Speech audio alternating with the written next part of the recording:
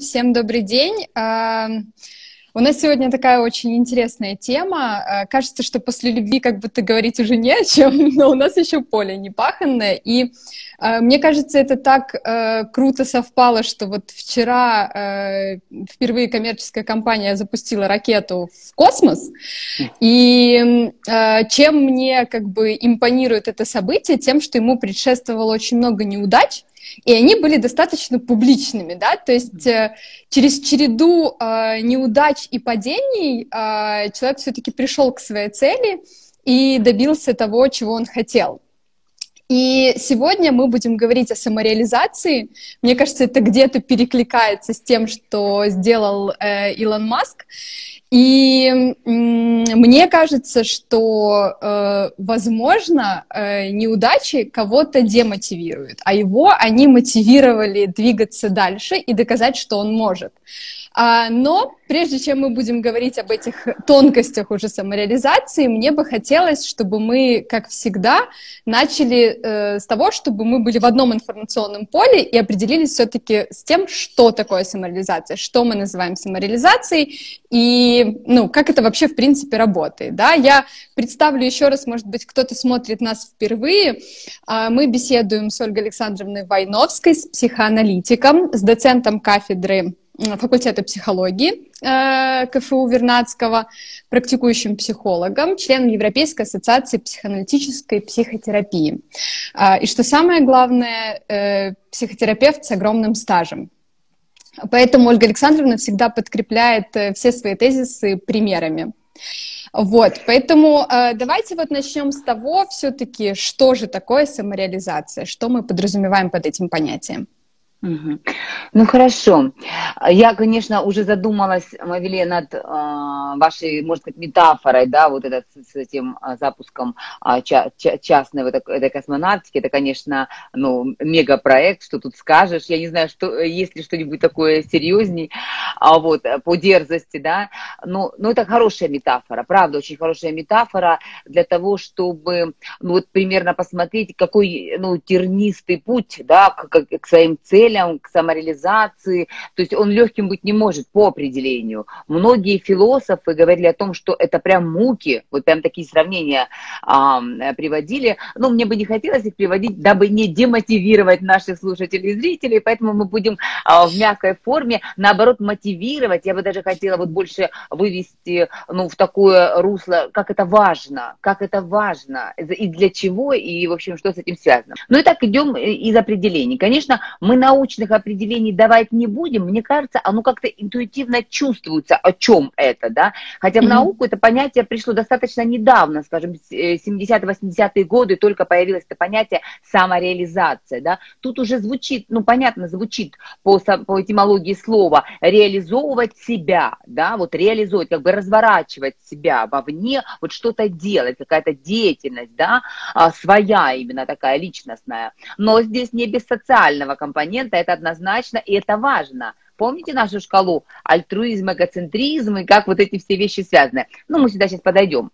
Но тем не менее, несмотря на то, что это понятие совершенно в психологии новое, да, еще Аристотель говорил о том, что счастье человека зависит исключительно от самореализации. То есть он уже тогда эти понятия говорил. И вообще философы, конечно, частенько об этом говорили. Это психология, молодая наука. Она чуть позже эти понятия стала как бы эти концепты философские экспериментально доказывать, поэтому она и научная психология, да, философы могут рассуждать как угодно, я их очень уважаю, мы очень много у них взяли и экспериментально доказали, но вот именно в науке психологии это понятие, конечно, новое, но доказанное, поэтому нам нужно с вами понимать, что если мы говорим от лица науки, да, то мы говорим о вещах, которые доказаны, и если вы не верите, проверьте, и вы, так сказать, опять потанцуйте на граблях, поэтому рекомендую верить, да, а вот философию и искусство, которое мы используем в наших, и примеры из практики, понятно, но философию именно и культуру, это как метафоры,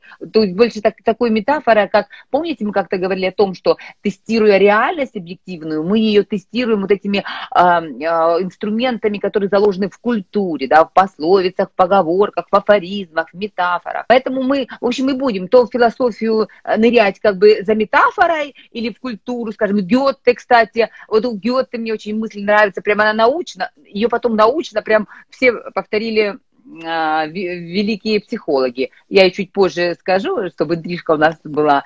Да, и, в общем-то, но отталкиваемся мы от науки как таковой. Итак, определение такое, что самореализация – это, конечно, реализация какого-то своего потенциала.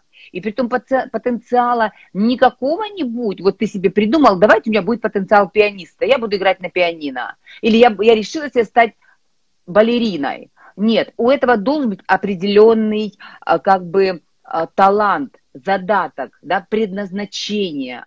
Вот самая большая задача человека, и, наверное, психологи часто с этим сталкиваются в практике, чтобы найти, помочь человеку, ну, опираясь на его жизненную историю, на его детские фантазии, на его, ну, если хотите, дискурс, чем работаю я, да, чтобы там поймать вот этот потенциал, для чего же этот человек, собственно, в этот мир пришел, в чем было его предназначение. Вот это, наверное, самая большая, ну, как бы, самая большая ну, работа, или, может быть, подвиг, или что-то такое, найти это, да. А следующий шаг тоже немало, так сказать, не то что важный, непростой. Вот хочу здесь сослаться на Томаса Саас. Он говорит так, все говорят, я себя еще не нашел. Говорит, не надо, себя искать не надо, себя нужно сделать. Что значит себя ищу? Вот, то есть, вот эта фраза звучит так, что просто себя найти, этого мало, себя нужно сделать. А вот что найти, так это найти вот ту изюминку, из которого ты себя сделаешь, понимаете? То есть, ну, там, певец не сделает себя балериной, или там балерина не сделает из себя хорошего там какого-нибудь там садовода, например. Ну, а как же талантливый человек талантлив во всем? Нет. Это хорошая вещь, да, хорошая вещь, но я бы тут, так сказать, ну, поспорила. Пожалуйста, оставьте это, Мавиле, порассуждать, потому что я сейчас из всего множества хочу как-то сначала в кучку собрать точку отчета дать, а потом из этой точки отчета мы пойдем потом, вот, как всегда, ходить по бескрайним берегам этой интереснейшей темы. Так То вот. есть у каждого из нас есть в базе, да, в основе какой-то талант, какое-то предназначение? Да. Да, совершенно верно. Вот об этом, вот я вам так скажу, тот же, ну, Фрейд первый, наверное, один из первых, кто сказал, что вот эта вот потребность самореализации, прям потребность, чуть ли не инстинкт, потом Фром прям намекнет на инстинкт социальный, это потребность, начнем с этого, да, и она таится в глубинах бессознательного. Человеку, конечно, очень трудно себя найти. А Юнг что нам скажет? Ладно, забегая вперед, итак, давайте с самого начала. Я хочу сейчас поставить точки опоры, с чего мы пойдем, чтобы было понятно, для чего. Но мы неоднократно с вами говорили, что смысл жизни человека в счастье, да, быть счастливым, да. Так вот, и мы долго к этому шли. Мы сначала вот говорили, мы и про зрелость с вами говорили. Это все пазлы сегодняшней темы. И про зрелость, и про ценности. Фром свяжет с ценностями самореализацию, и про зрелую личность, и про... Ну, в общем, все, что мы говорили, было нам важно. Так вот, самореализация является и тесно связана с счастьем, смыслом жизни и критерием зрелой личности. То есть одновременно и критерием счастья, и критерием зрелости личности. Понимаете, как это собирает вот наши предыдущие передачи, так сказать, в кучку. Поэтому здоровье психики, психическое здоровье, психологи однозначно связывают, ну, большинство мировых психологов, таких вот Маслоу, Фром, Адлер, Роджерс, вот Франкл, Фром, у них это все звучит, связывают с психическим здоровьем. То есть мы понимаем так, человек, если самореализован, он счастлив. Если человек счастлив, давайте так не видно, если человек не счастлив, то мы не можем говорить, что у него есть психическое здоровье. Понимаете? Мы под сомнение возьмем несчастливого человека в, ну, разряд психического здоровья. Понимаете, как это так видно? Вот наоборот, кстати, не виден конструкт, да, что человек как бы реализован, значит, счастлив, значит, здоров, да? А вот если не счастлив, то как-то видно, что сразу не здоров. Что-то там не так, да? Что-то вот, не работает. Да, что-то не работает, а должно. То есть все люди приходят в мир со своим чем-то. Вот и так наш путь быть счастливым. И реализация как критерий и зрелой личности, и счастливой личности. Дальше. Есть вопросы или нет пока вопросов?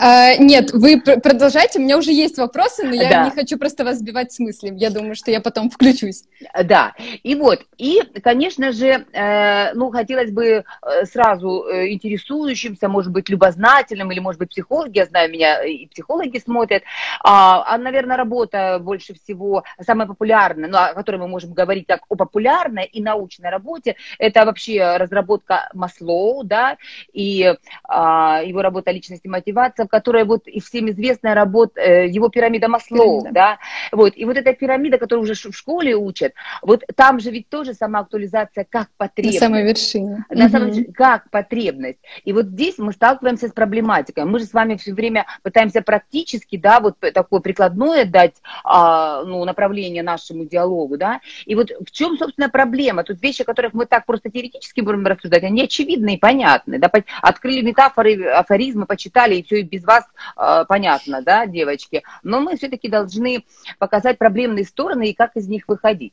Так вот, Маслоу, когда вот пирамиду эту создал, ну, понятно, что она очень условная, понятно, что, ну, там, удовлетворяя предыдущую потребность, следующую, как бы, сложнее, не значит, что нельзя, но сложнее реализовать потребность. Вот. Но Маслоу как-то задумался и вот как бы искушался по поводу той мысли, что ну вот странно, почему люди, удовлетворив предыдущую потребность, оставляют ее мотиватором. Почему она остается мотиватором, будучи удовлетворенной? То есть у тебя уже 25 шуб, у тебя 4 машины, у тебя 5 домов. Ну я шучу, коллеги, вы понимаете, я немножко развлекаю вас заодно. Вот. А удовлетворенности именно в этой потребности нет. Хочу еще, да? И вот как бы казалось бы, что здесь его вот эта пирамида, иерархия, кстати, у него была спираль, а не пирамида, ну ладно, мы это опустим. И казалось бы, вот почему это не работает, да? Так вот, психоаналитики находят ответ на этот вопрос. Ну как, они это прям не связывают, это я уже связываю в нашей передаче, это такое авторское, наверное, мое изыскание. Так вот, мы скажем, обращаясь к работам Карен Хорни, очень такой нашей любимой, практикующих психологов и психоаналитиков, естественно, работа, она часто пишет о невротических всяких штучках, и вот она говорит, что потребность бывает истинная и невротическая. И мы как-то упоминали уже вскользь эту проблематику, этом, да, что вот истинная потребность, она насыщается, немножко ресурс забирает, да, насыщается, плюс удовольствие тебе и людям. Это тут уже в шкалу вспоминаем эгоцентризм, альтруизм нашу. И, собственно, и уже она может быть как бы отложена, она удовлетворена, и идем к следующей потребности, да, и вот так мы растем.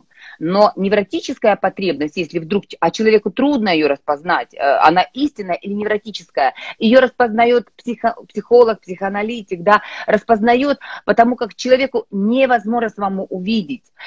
И невротическая потребность ненасыщаема, она отнимает много ресурса, дает удовольствие на какое-то короткое время, и затем еще больше, ну, такую, как бы, неудовлетворенность, даже я бы сказала, тоску, потому что, ну, ресурс потрачен, ну, деньги, в конце концов, время, да, надежды, в конце концов, психологические такие, что вот я сейчас это куплю, еще розовенькой шубы в клеточку у меня нет, пол. Вот я ее куплю и точно буду счастливая. И вот я была счастлива ровно полдня. А дальше я, собственно, чувствую, что ну вот не то. Так, вот это большая задача, большое дело различить невротическую потребность от истинной и поменять, но они близко, они всегда очень близко по символике.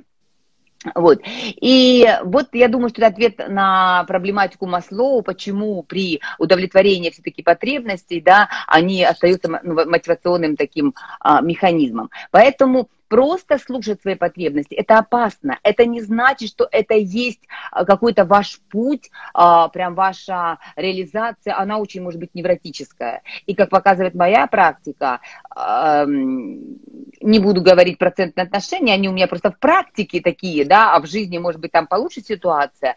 Не могу я брать, тестировать всех подряд, которые не пришли в работу.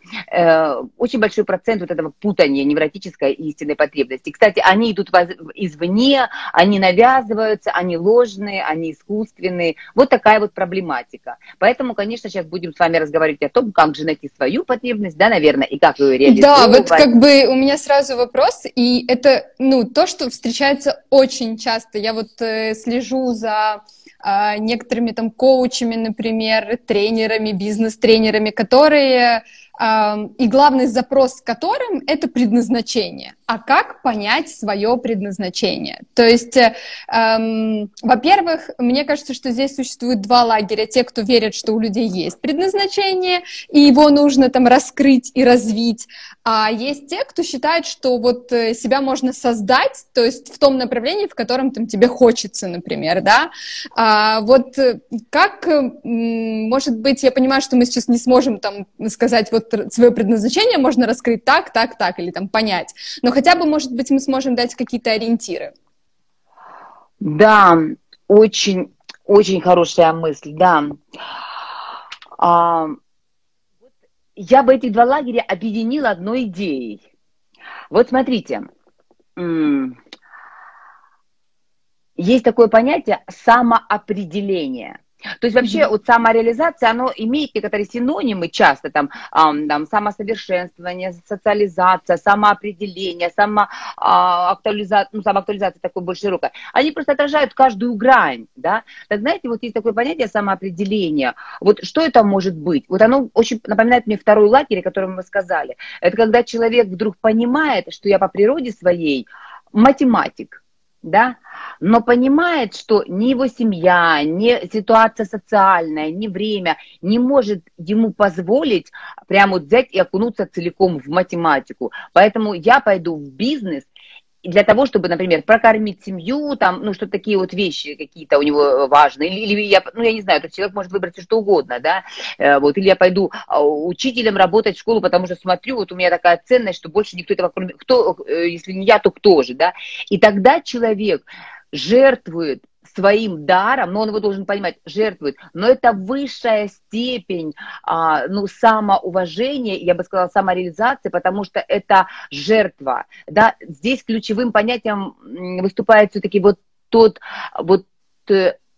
альтруизм, я иду для другого делать, а это всегда важно, всегда. Иммануил Кант, кстати, говорил вот так, что самосовершенствование не может быть, самореализация не может быть без самоусовершенствования и без самоотдачи другому. Если ты выбираешь что-то одно, например, самосовершенствование во имя себя, ты будешь развивать эгоцентризм. Это Кант говорит, и мы уже с вами это говорили. Если же ты будешь во имя другого делать только помогать другому, ты будешь чувствовать неудовлетворенность.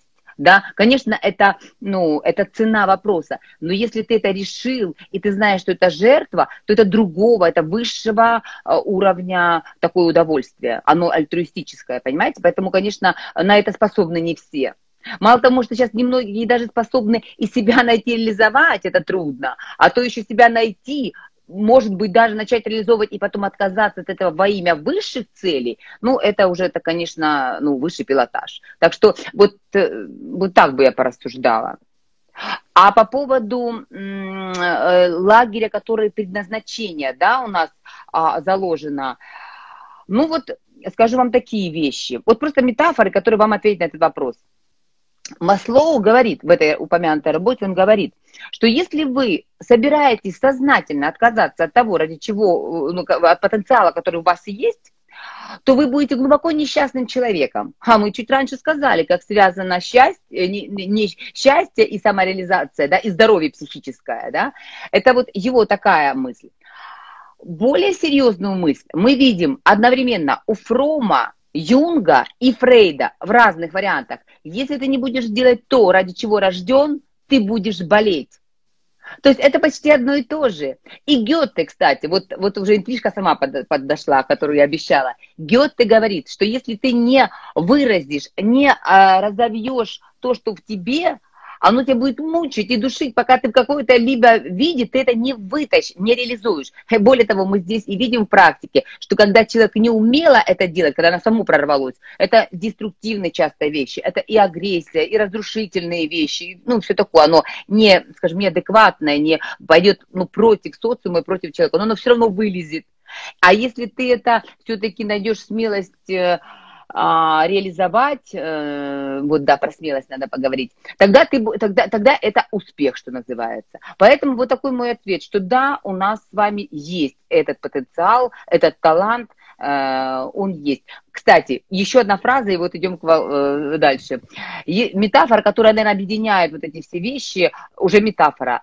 Бог дал нам потенциал, дар, потенциал, а то, как ты его реализовал, саморазвился, это твой дар Богу.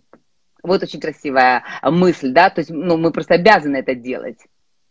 Вот тут возникает сразу такой интересный момент. Например, вот для понимания предназначения могут быть маркерами, могут выступать какие-то наши личные качества, правильно ли я понимаю? То есть, например, я осознаю там, что у меня аналитический склад ума, да, и вот для меня там, например, или там, что я больше там, ну вот в общем смысле, да, в таком экстраверт, да, то есть я там люблю коммуницировать с людьми, то есть мне лучше выбирать там, например, профессию или реализацию, связанную там с коммуникацией, да, и так далее. То есть какие маркеры могут нам подсказать, в чем наше предназначение? Хорошо. Мне прям так хочется чуть-чуть поиздеваться. Ну ладно, уж позволю себе. Для меня высшим пилотажем, мои студенты, которые я лекции читаю, не знают эту мою фишку. Я вообще говорю так, для меня высшим пилотажем зрелости это когда интроверт стал великим оратором, да? А когда экстраверт написал диссертацию и диссертацию читает книги. То есть мы должны, конечно, стремиться в некоторую противоположность. И я вам хочу сказать, вот давайте, наверное, для этого все-таки сошлюсь на Юнга, да, он как раз-таки мою мысль, наверное, мою шутку, наверное, оправдает как-то и обоснует очень глубинно. Юнг, конечно, это величина из величин. Я не знаю, если психологи равны ему, в нем все, и мистика, и религия, и психология, ну, его масштаба, не хочу никого обидеть, думаю, равных ему, ну, нет, я так думаю. Хотя я и не юнгианец, я даже не дерзнула в эту сферу и, так сказать, ну, окунаться. У нас на кафедре есть юнгианцы, очень грамотные, и для меня это прям полубоги, простите, ну, профессиональные я имею в виду. Так вот, смотрите, что говорит Юнг про самореализацию. Он выделяет некоторую такую инстанцию самость. Самость – это некоторый такой архетип, который только ваш. И он глубоко-глубоко в бессознательном. Вы его не можете, так сказать, не чувствовать, но мы стремимся к этой самости путем индивидуации. То есть вот это вот развитие самореализации, да, своих каких-то вещей. Так вот, за счет чего оно происходит? Почему Юнг так близок к мистическим, к символическим вещам? Если ты интроверт, ты должен развиться до экстрата. Если ты интуит, ты должен развиться до логики, до сенсорики. Если ты логик, ты должен развиться до эмоциональности. Должны быть уравновешены все противоположные вот эти вещи. И вот только при вот этом уравновешивании, при там определенная функция есть таким сложным словом, даже не буду мучиться вспоминать, она объединяет вот эту такую тяжелую конструкцию по объединению вот этих противоположностей. И когда человек в себе интегрирует все вот эти вот вещи, да, вот только это путь к самости, вот этот процесс индивидуации. Поэтому, понимаете, Мавелия, почему я, ну, не поддерживаю вашу мысль про маркеры, почему мне не подходит это, что если ты экстраверт, беги, стань учительницей, нет. Понимаете, может быть, если ты экстраверт, то ты, может быть, ты даже не представляешь, какие ты будешь писать книги и какую ты можешь там диссертацию открытия сделать. Хочу еще вот так эту мысль показать с другой стороны. Это важно, потому как теперь это уже в вашу пользу идет, в вашу реплику. Конечно, потребности тесно связаны и самореализация. Мы уже сказали, что самореализация – это потребность, мы уже так сказали, да? Они тесно связаны с возрастом. Вот. И поэтому, конечно, на определенных этапах возраста у нас как бы выпячивают наши черты характера. Вот, например, в психологии это называется акцентуацией характера, особенно в подростковом возрасте, да. И, конечно же, когда мы идем к зрелости, а у нас зрелость когда там 35-40 лет, да, по Юнгу 34 года зрелость, достигается не раньше, тогда, конечно, мы как бы реализуемся по определенным ведущим функциям. Я экстраверт, я выступаю, я песенки пою, стишочки рассказываю в 14 лет. И мне не надо садиться и закрыть мне рот, потому что это будет не удовлетворять мою базовую потребность, там, общения, ну, подростковую. Поэтому вот в контексте возрастном еще можно в возрасте, можно маркеры какие-то показать, вот что ваши врожденные черты характера могут быть маркерами для чего-то. А вот в зрелом возрасте эта вещь, ну, более такая сложная. То есть ты уже должен быть и интровертом, и экстравертом, и логиком, и сенсориком, в зависимости от того, как тебя, ну, какую реальность тебе задаст мир. Более того, мы же знаем еще шкалу эгоцентризм, альтруизм, как она протягивается. Ты же и на этой шкале должен где-то находиться в зависимости от возраста. Вот, поэтому и тогда поиск себя, он, конечно, ну, усложняется, он становится более сложным. Тогда у меня такой вопрос. Предназначение — это всегда про какую-то профессию, про какую-то специальность? Да, хороший вопрос. Почти. Не целиком, почти. Есть такое понятие, близкое тоже к самореализации, это самоактуализация есть, а есть слово что-то из серии самосовершенствование, да, самосовершенствование, какой-то синоним. Так вот, там идет о совершенствовании личностных качеств. Например, я хочу быть честной, порядочной, ответственной, да, умной, может быть, спортивной, да. Я совершенствую сама себя. Я извиняюсь, для кого? Да? Для самой себя? Да, или для чего? Или чтобы там, вот как-то на большую зарплату устроиться? Ну, не знаю. То есть это самосовершенствование для себя, да. А вот Адлер говорит, кстати, я, между прочим, уже эту концепцию рассказывала, но перепутала имя с Роджерсом, так что прошу прощения, кто слушал раньше. Это Адлера, а не Роджерса идея, что нам нужны 3 столба. Это дружба, любовь и самореализация. Так вот, любовь — это понятно. Любовь — это у нас эмоциональные, сенсорные продолжения рода. Это очень важные вещи для человека, однозначно. А дружба, как мы говорили, это мини-психологи, наши друзья, помните, вспоминаете, мы вот говорили, что это люди, которые вам подскажут, мы откровенно поделимся и так дальше. А вот самореализация – это ощущение себя. Ты кто для социума, что ты умеешь, да, я доктор, я учитель, я психолог, я журналист, и я понимаю, что я конституируюсь, я как бы разворачиваюсь, я есть. Это как бы ощущение существования, да. Но тем не менее, и поэтому, конечно, подключаем нашу, опять-таки, упомянутую раньше формулу «страсть обречена на успех», что если вы нашли вот ту фишку, которая ваша, и вы прям страсть имеете к этой, ну, страсть в хорошем смысле этого слова, ну, конечно, к этой некоторой активности, к психологии, например, или там к медицине, да, я не знаю, к аграрному какому-нибудь искусству. Вспоминаем мы нашего Фрома, который говорил, что не важно, что вы будете делать, ну, к чему у вас тяга, вот, цветочки выращивать или там книжки писать, лишь бы страсть была, да, или там цыплят выращивать. Очень завидую этим людям. Вот. Ну, я когда-нибудь поменяю, наверное, такую потребность. Вот. И мысли. Так вот, опасность в чем заключается? Потеряла цыплят. Видите, как хочу цыплят выращивать? Вот. Значит, вот такая проблематика возникает. Вот смотрите, когда я нашла свою страсть, вот, и она связана с моей и самореализацией, да, и самоактуализацией, и самосовершенствованием, но мир ее не готов купить. Например, мои стихи или мои картины мир не готов купить. Тогда ты просто понимаешь, что я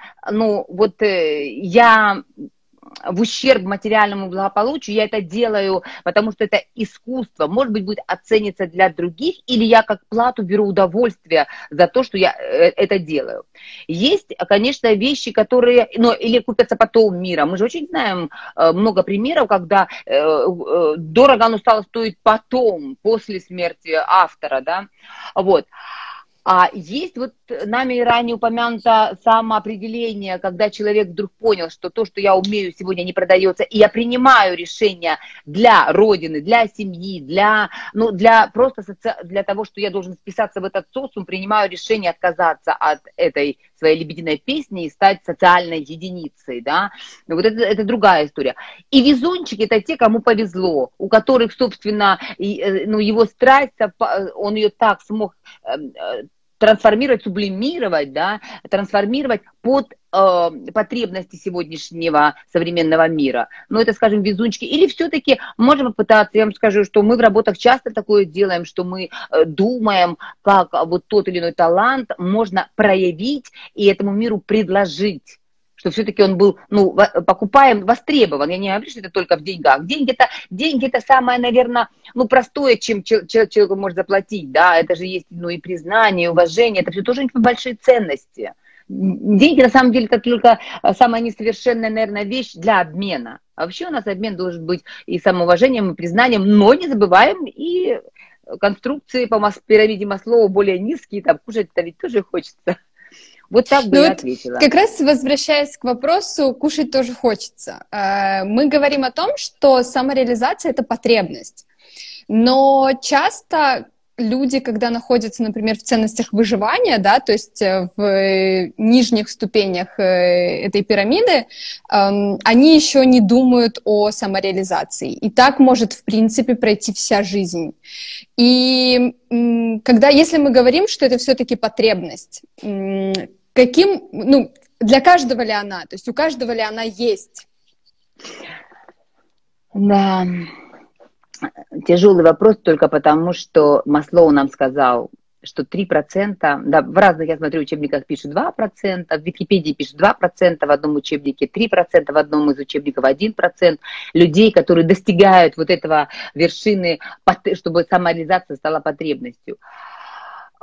Я вот как размышляю на эту тему, мне кажется, что в современном мире как-то, ну, сложно себе представить, что мы можем, ну, не покушать. Ну, вот как-то про еду это уже, мне кажется, это не проблема. Может быть, проблема по поводу крыши над головой, это да. Что, ну, правда, человек не может, когда, ну, у которого нет жилья и который снимает квартиру, завтра ему нечем платить, но он не может писать ни стихи, вообще не думать о самореализации как, да, то есть это не может, поэтому, конечно, здесь просто это понятно, что человек должен реализовывать эту потребность, поэтому для реализации этой потребности у нас, ну, совершенно есть период жизненный, то есть мы учимся в институтах, да, мы сепарируемся от родителей, мы как-то там что-то там, ну, строим, может быть, в ипотеку берем, может быть, унаследуем, но мы где-то ищем, даже я бы так сказала, минимум, который крышу можно над головой взять, там, скажем, снять комнату, да, там, с хозяйкой и дальше там образовываться, учиться. Мне кажется, современный мир, но он не так страшен в этом смысле, это можно удовлетворить. Другое дело, то, что мы чуть раньше сказали, Мавиле, невротическая потребность, что ты вдруг понимаешь, что уже все у тебя есть, и еда, и крыша над головой, но ты гонишься, с кем-то на перегонки бежишь, особенно это девочек касается, и все это по кругу, и все это бесполезно. Хочу вам привести пример. Мы же обещали примеры, но я такие обобщенные. Вот девушка приходит и говорит, как только у меня будет квартира, и все, я буду счастлива, мне ничего не нужно в этой жизни. Это стандартная фраза. Там квартира, например, машина, что не является базовой потребностью, да, машина. Хотя если много детей и там возить на кружки, ну, то она часто является необходимостью, правда.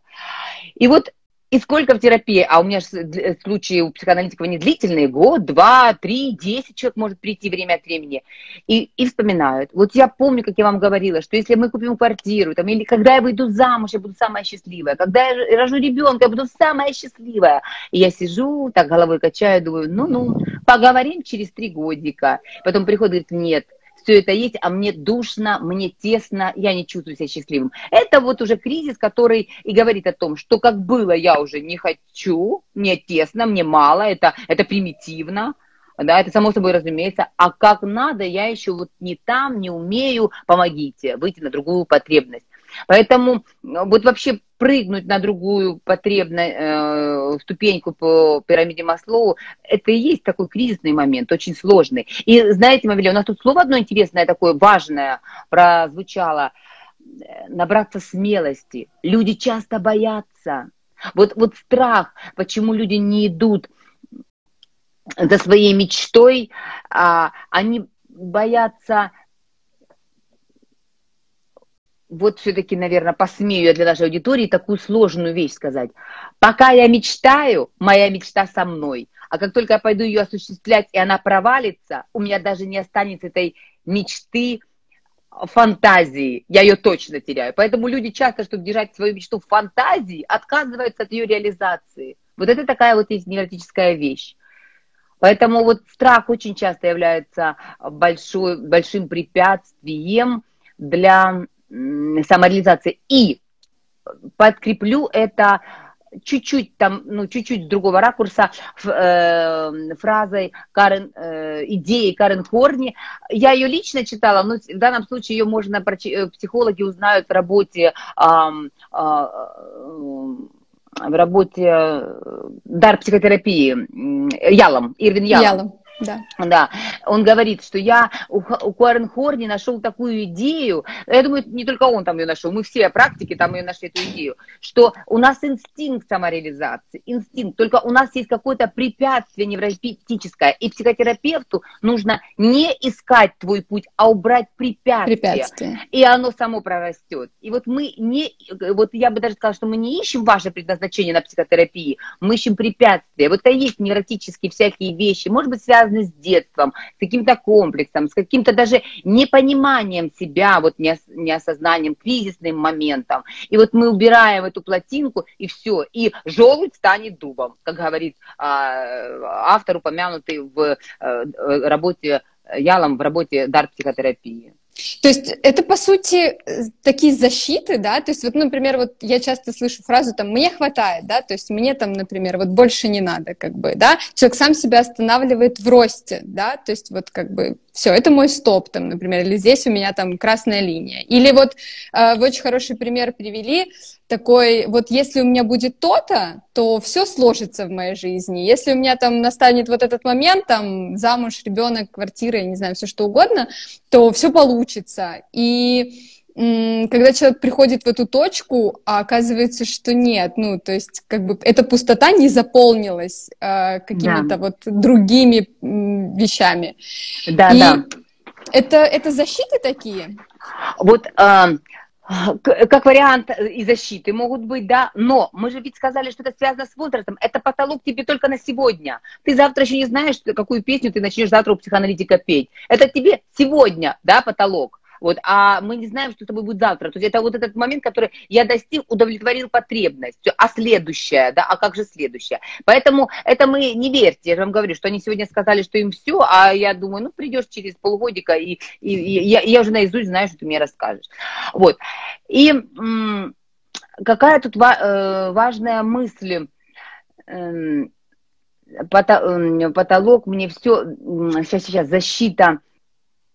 Ой, ну, Мавиле, потеряла я эту мысль. Да, что-то мне тут... Сейчас я ее найду. А ну-ка назад. Как мы, психологи, делаем? Назад отматываем. Отматываем, мысль, да. По поводу «мне хватит». И второй момент, что вот когда у меня будет вот это, будет мне счастье. Либо да, вспомнила, да, потому что мне же хочется такое, знаете, какой-то эксклюзивчик такой оформить. Он у меня рождается по мере вот эфира. Так вот, мы с вами, когда говорили, что невротическая потребность и истинная, они близко, да, находятся близко, вот мы, собственно, и распознаем по символической аналогии. Они в какой-то символике, ну, намекают. Вот мы же не экстрасенсы, чтобы взять и разгадать вот вашу истинную потребность. Это как? Но мы видим, вот, например, мы, которые аналитики, работаем с дискурсивными практиками, мы видим в речи. Через речь у человека бессознательно нам рассказывает больше, чем вы себе представить можете. Мы когда-нибудь это расскажем зрителям по поводу этих волшебных методов. Вот. Но у Фрейда это там оговорки, да, там что-то такое, там как-то она просачивается, проскакивают смыслы через бессознательное. Так вот, приведу вам пример вот этого невротического потребности, которая удовлетворяется и не насыщается, и как она близка к истинной по символике. Например, когда человек очень много ест, мы знаем эту проблематику, когда человек очень много ест прям обжорство, да, и вот такой стандартный вопрос, хотя он не всем подходит, общий, какую пустоту ты заполняешь. То есть, когда человек не может понять, что у него экзистенциальный, например, голод, он будет, правда, подальше, или, например, пустота вот этой вот самореализации, да, вот какая-то есть внутренняя, психологическая пустота, душевная, вот это вот творческая, вот это творчество. Как же мы об этом не говорим, боже мой, как мы могли пропустить это понятие? У нас есть еще 20 минут. Да, это же вообще, базовое понятие, например, прям с моей стороны было преступно, извиняюсь, творчество это наше все. Я вот прям чувствую, прям чего-то не хватает. Так вот, а какую пустоту ты заполняешь, да, и вот когда человек не может осознавать, а пустоту психика чувствует, да, а не может ее осознать, он начинает пустоту заполнять тем, чем ему привычно кушать, да, вот оральная фиксация, это стресс, когда пустота душевная, ты ее не можешь не заполнить, ты начинаешь есть, а то и пить. Да, вот поэтому, и когда иногда прям на такую умело поданную реплику, какую пустоту дополняешь, человек может разрыдаться на сеансе, потому что вдруг у него психика откликнулась, да вот я тут, меня найдите, вот я та пустота, озвучьте ей, она меня не слышит. И мы начинаем, простите, не с фонаря вот так вот свои фантазии предлагать, а мы это где-то берем материал, который нам дает сам клиент. То ли человек рассказал о своей фантазии в детстве, какие игрушечки играл. Ты в машинке, я в сабельке, я в лопаточке, я в грабельке, я в куколке, да. Это, может быть, детские фантазии очень часто помогают, да. Плюс какие-то сны, плюс какие-то любимые сказки. Через текст мы всегда найдем этот продукт.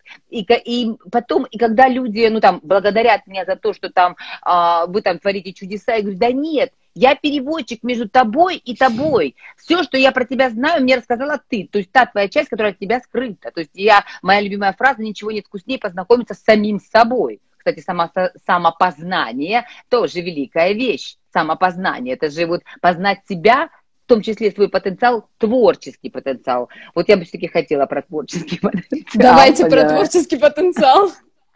Вот. Потому что это все про творчество. Вообще, что такое самореализация? Это и есть творчество. То есть не может быть реализации, самореализации в вещах, в которые вы не привносите нечто свое.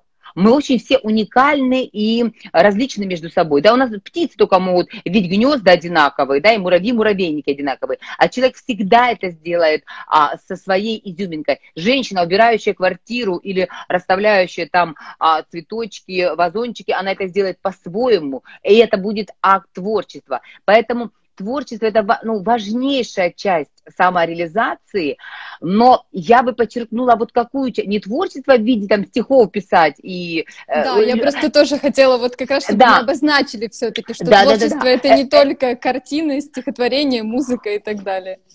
Я еще сложнее вам покажу, что такое творчество, то есть еще даже сложнее, чем я сама себе представляю. Сейчас вам покажу. То есть даже когда женщина одевается, это уже акт творчества, связан с ее личностью. Женщина там какая, мы даже по одежде женщины можем понять, что у нее там в душе сегодня или вообще, что она за человек. Так вот, творчество – это вот что. Когда у меня есть импульс, любой мой импульс, он небом данный, Богом, судьбой, как хотите, природой, любой мой импульс законный. А вот умение этот импульс, скажем по Фрейду, сублимировать, реализовать, создать ему такую форму, которая не только окажется удовлетворением вашего импульса, да, вот ты импульс выпустил, там гомеостаз равновесия получил, и у тебя разрядка произошла. Нет, мало того, что ты и с импульсом справился, так ты еще его смог выгодно миру предложить так, что он еще миллион денег стоит. Ну, это условно деньги, да, признание, но я имею в виду, что это еще, Ну да. это еще и заслужит. То есть творчество – это акт, как человек может перевести свой деструктивный, природный, ну, животный, если хотите, бессознательный, грязный импульс в произведение искусств. Понимаете? Вот где творчество такое личностное, умение преобразовать свой импульс. Люди, которые не преобразовывают свой импульс, вот мне хочется ударить, я подошел и ударил. Вот это не личность, не здоровая личность, не творческая, эта деятельность никому не нужна. Человек, который свой преобразовал импульс, как Фрейд сказал, человек стал человеком, когда бросил палку и ударил словом. Но это мы сейчас говорим про агрессивный импульс, да, а вот в литературе, когда я читаю того же, вот ехидненький такой, кто у нас, господи, мой любимый, как же я так вытесняю сегодня, Бернард Шоу, очень саркастичный, очень ехидный. Я думаю, вот если бы он не умел так реализовывать, он бы ходил по улице и бил всех людей палками. Потому что вот такое умение сублимировать агрессию, да, и вот творчество, понятно? Поэтому, во-первых, ко всем импульсам прислушайтесь, это вы, ваши импульсы, какие бы они ни были там с вашей точки зрения плохими, а вот как вы его реализуете, преобразуете, вот это вот будет, и это, кстати, дает удовольствие невероятного, ну, качества, что я смог этот импульс развернуть вот так. Знаете, как я говорю, вот у меня есть глина, лепи из нее вазочки, розочки, ангелочка, вот что такое импульс. Вот где творчество проявляется. Ну, это такая уже глубинная, наверное, вещь. То есть любой негативный импульс мы можем преобразовать, не разрушая что-то, да, а созидая.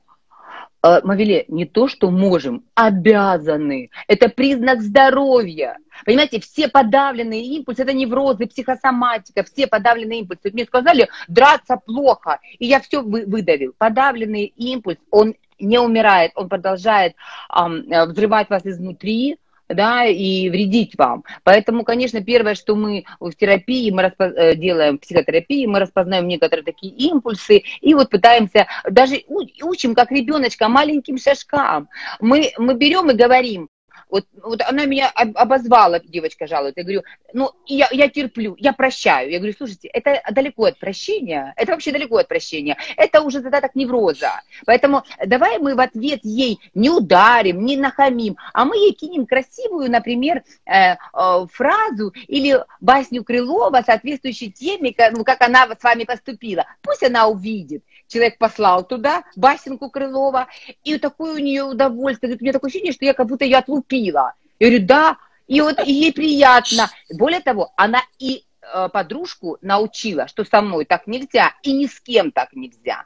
Понятно? То есть у нас еще есть, мы не имеем права, как есть такая фраза, ну, если мы хама не ставим на место, мы ему, ну, потакаем, что ли, мы соучаствуем в преступлении. Поэтому, да, то есть мы говорим, что так можно.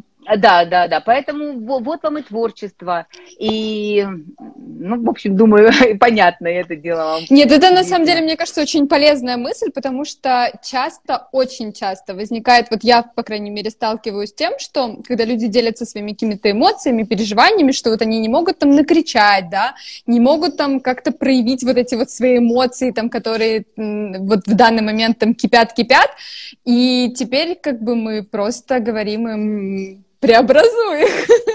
Да. Ну, Мавиле, еще можно еще? У меня есть время, да? Вот такую, конечно, сказать, у нас мысль? еще 10 минуточек. Да. Вот я вам хочу такую мысль одну сказать. Она, конечно, немножко частная, но мне она кажется очень красивой. Она красивой в каком смысле? Ведь мы очень часто почему-то вот, ну, зациклены на каком-то успехе. Вот успех. И это, ну, такой мишурой облагается, это обязательно какие-то деньги, это какая-то слава. Прям мы все должны стать принцессами, королями, миллионерами, только вот, ну, а кто будет там работать, вот, да, вот как-то вот успех, это как-то связано с социальным успехом, это не хорошо. И вот хочу рассказать такой случай, со мной он приключился недавно, и я хочу, чтобы он был показательным. Вот я в Киеве переписывалась с одним односельчанином, мы с одной деревни, я одно время жила в деревне, в таком живописном месте под Украиной, но там места вообще невероятные, и у меня самые яркие воспоминания остались там. Да, и вот история заключается в следующем, потому как я повторюсь, что я считаю, что это важный такой посыл. И вот, значит, эти живописные места, и человек живет в Киеве, он мой односельчанин в какой-то период, да, и он уже на пенсию скоро выходит и говорит мне, ты знаешь, я, говорит, скоро иду на пенсию, он состоялся в Киеве, все, идет на пенсию. А говорит, я, говорит, обратно возвращаюсь в село, у нас же там рай. А я ему говорю, ты знаешь, я тоже скоро уйду на пенсию и приеду к нам в село, это рай. А потом думаю себе, а у нас есть общий знакомый друг детства, Толик, Анатолий. Я говорю, слушай, а как так Толик остался в селе, он же откуда знал сразу, что это рай? Почему он даже оттуда не выезжал? Понимаете? Кстати, вот он и его супруга до сих пор мы друзья близкие. Так я о чем хочу сказать? Он, не выезжая из села, он всю жизнь занимался пчелами. Всю жизнь. У него такая красивая любовь. Это, кстати, моя приятельница, подруга Светочка. И я удивляюсь, как. Вот я сейчас даже задумалась, это было вот буквально вчера, позавчера. Я прям все время думаю, как человек мог понять, где найти такую мудрость, чтобы остаться в раю, в который мы вот так вот побегали по свету, институты позаканчивали, да, на пенсии вышли, в Киеве реализовался кто-то в Крыму, чтобы потом понять, нет, мой рай все-таки там. А он из этого рая не выходил. И это не был успех в общепринятом. У человека любовь, у человека любимая работа, человек, нам за счастье с ним дружить, понимаете? Это настолько вот масштаб какого-то человека, и я считаю, что он успешный. И что нам до него, вот вы просто понимаете, вот по человеческим качествам расти, если начинаешь беседовать, он как будто он философию читает с утра до ночи, а не пчел разводит. Понимаете? Ольга Александровна, тут, кстати, такой интересный момент. Мне кажется, что сейчас в мир социальных сетей, лайков, подписчиков и комментариев у нас как-то немножко сместились вот какие-то стандарты успешности, да?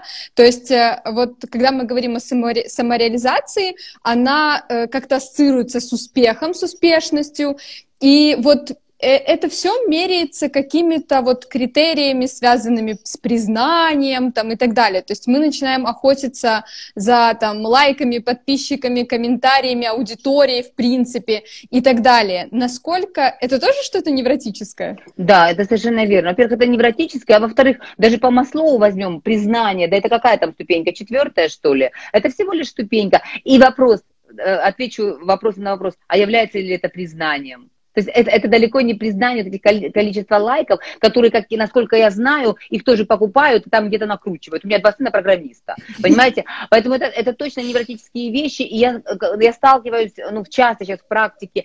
Вы знаете, конечно, из этого что-то, наверное, получится в новом современном мире, но то, что происходит сейчас, оно явно невротическое. То есть человек просыпается и смотрит, сколько лайков, и от признания это далеко, но какую-то фантазию внутри человека, это, знаете, я бы так сказала, как мы, психоаналитики, на это смотрим, вот так вот через детство травматическое, мы думаем так, это что, посмотри на меня, мамочка? То есть это чей взгляд вовне? То есть что это за бессознательная фантазия, смотрит кто?